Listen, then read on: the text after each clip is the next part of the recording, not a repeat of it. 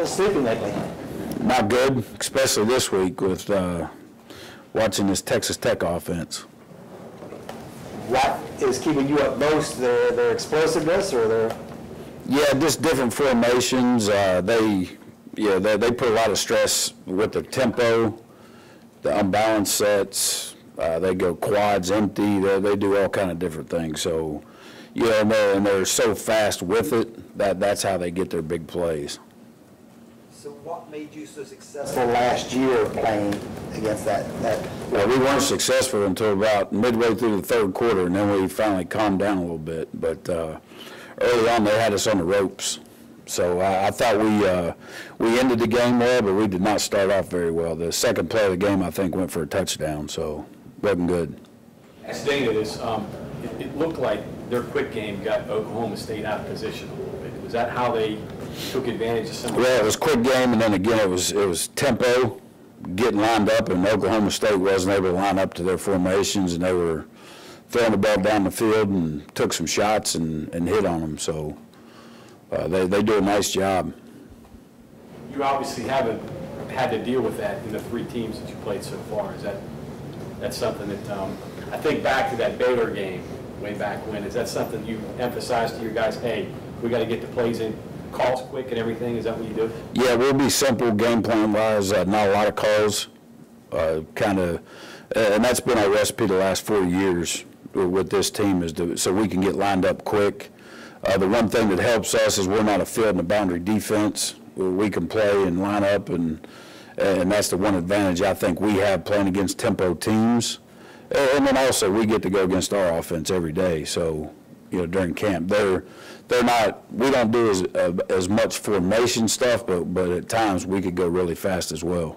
I know a lot of Bowman's stuff is quick hitters, not a lot. How is he in the pocket? How's he been going through the progressions? Have you seen enough of that?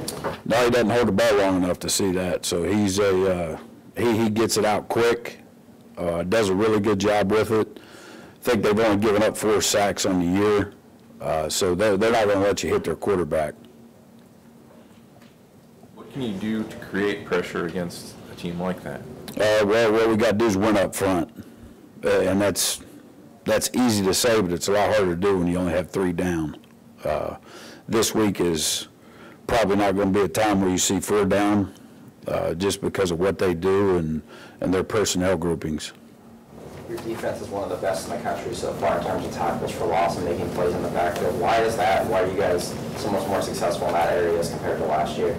Well, I think that it all starts up front with our guys up there creating negative plays and then also holding their gap and letting linebackers run through and make negative plays. So that's where it all stems from. A lot of the stuff this past weekend was coming off of pressures. I blitzed a bunch last Saturday. And thought we could be effective with that, and it turned out we were. So, was pleased with that. Your biggest test in terms of pass coverage. What do you know so far? What will you not know until Saturday? Well, just what we don't know yet is because we haven't been in a situation. I think the most attempts we've seen are 30, 35. Hell, they may have that by halftime. So, we'll have to. And we all know in this league you're going to give up yards. The key for us is when they do get in the red zone is to make them attempt field goals and not give up touchdowns. So that's key for us. We have to be able to tighten up inside the 20 and hold them out of the end zone the best we can. Tony, last week Kansas State's obviously different. Texas Tech's very different. So there's 2 totally different approaches for you defensively. But were there certain things you saw that were promising in a general sense? That it could be Texas Tech, it could be Baylor, it could be, different teams, that there are things that could be characteristic for you. Yeah, you're talking from a defensive standpoint? Yeah, I thought the one thing that our kids right now, they're bought in, they're confident in what we do, and they're flying around. So that's and the thing, and hopefully we can hold up, but the biggest thing, I hate to even mention it, is we're tackling well right now. So, that's the key to eliminating big plays. Well, we got to make sure we keep doing that, and if we do, we'll be okay. We're made for this to face this kind of offense, and hopefully our kids will be up for the test. It's going to be a tough one, but, you know, we have to stand up and go fight them. You have a defense that can run down its mistakes. In other words, you know, there are always points in the game where guys out of position but you've been able to compensate for that by kids being able to run down their mistakes. Do you have that this year a little bit? Yeah, we do. Yeah, the other day I caught a blitz coming from the boundary in our spur. Drayvon blitzed. Dove, missed the quarterback, let his man run free, took out our corner on the blitz, and we ended up, our D-line chased the quarterback out of bounds and he threw it away. So, yes. Yeah, That's obviously a nice thing to have with your defense when you can have that. Yeah, and I've said this before, this is the fastest defense I've coached. In Michigan, too? Yeah, anywhere I've ever been, just, you know, top line speed for all those guys are, you know, we have D linemen that can run. Zeke can run as well as our linebackers. Jabril can move well. Bigelow in a small space is, you know, very quick. Reese just strains, and, you know, so we got, our linebackers can all run. Obviously our DBs are pretty fast. So overall, all 11 guys as fast as I've been around. I know you saw it live, but when you watched on tape, Stills run down the court, did it look better on tape? Yeah, he was moving. He was moving. I would like to saw that collision, but it was he was huffing and puffing when he came to the sideline and said, "Coach, I thought I had him." I said, "I did too," but it was good. It was good to see it, and that's where I think you see us playing with so much more effort and guys straining, and it all goes back to they care, and they care about this program. I know you want to stop them on every play, but as part of your message to your defense this week, don't get frustrated that this team is probably going to gain more yards than previous games? Yeah, and I won't put it in those words, but what I'll tell them is, look, they're going to get some plays, and we have to buckle down at some point. And the key to stopping these kind of offenses, you got to be good on first down. Because if you're good on first down, the first thing they're going to do is slow down, because they don't want to go 3 and out that quick. So we have to have success on first down, and then we have to be able to get lined up to all their adjustments, their FSLs, their unbalanced, their empty sets, different things like that. And if we can do that, when we've had success against them, we were able to do those kind of things. So 2 years ago, that was the key. We were really good on first down. Tony, you go against the West Virginia offense every day and watch film, I presume, of it. I know you're watching your guys, but how good are the tackles that West Virginia's putting out there on the field every day? Colton and Yadney are really good. They're probably the best 2 tackles that we'll play against all year long, and our ends get to see it every day. So it's really good for our D-line. It's good for our linebackers. But those guys are very athletic. They're long. They're strong. So they do a really good job. Do you have trouble getting to the quarterback here? Yeah, until we blitz them. Yeah, if we bring one more to make them block, but then I don't like doing that a whole lot. The only good thing is there's not a scoreboard on the practice field. So if there was, I probably wouldn't blitz Will Greer any.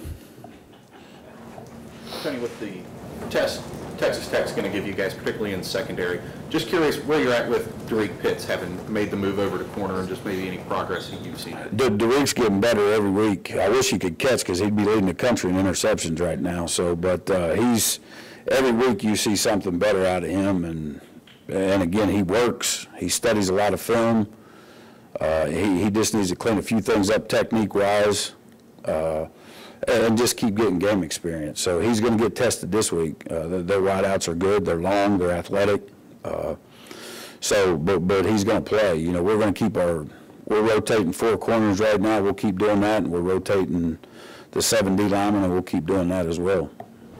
They do much of the same stuff or some different stuff this year? Texas Tech? Nah, it's all the same.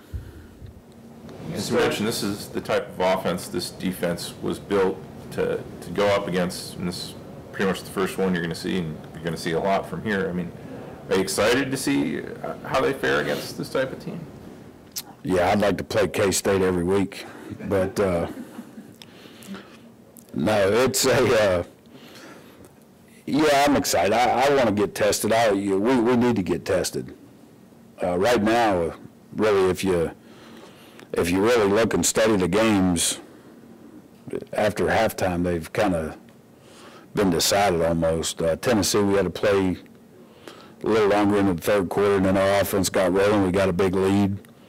Youngstown, that was what it was. And this past weekend, once we got up 21-0, it was, I think everybody knew the outcome. But this one's going to be a 4-quarter game, and we're going to have to come up with a bunch of calls, and that's the one bad thing when you play a team like this, that they tempo you and they try to run 100 snaps. I run out of calls. I'm not that smart. I don't have that many calls, and then they get a beat on what you're doing, and then they start attacking that. So what we have to be good is disguising, showing something different, adding some pressures in, and just keep mixing it up that way. Keep them off balance. You'd started to game plan for a passing team in NC State. Any carryover of what you started to install there, or was it too early in the week to? A little bit, but not. Texas Tech's a whole different animal than NC State. The one thing that Cliff is trying to do, he's running the ball a little more. I would get into some 2-back sets. So, NC State they weren't as much tempo. And a little different how they use their quarterback. So, That's your kid with those arms and the 2 plays he made here last year. He's obviously had a really good game this year. I guess against Houston it was. Covering him downfield. You don't have many 6'4" DBs. No, I don't think anybody does. And the scary thing is number 4 on the other side is just as big. So they have 2 of them, and he's actually leading their team in catches right now. So we have to do a great job. We have to be physical on him, and again, we have to affect the quarterback where he's getting the ball out quick, where there's not jump balls 30, 40 yards downfield, because we're not going to win many of those. You going to let Tom Marone call more plays this week? Yeah. Yep. I've gotten a lot of action from that. All right. Thanks, Coach. All right.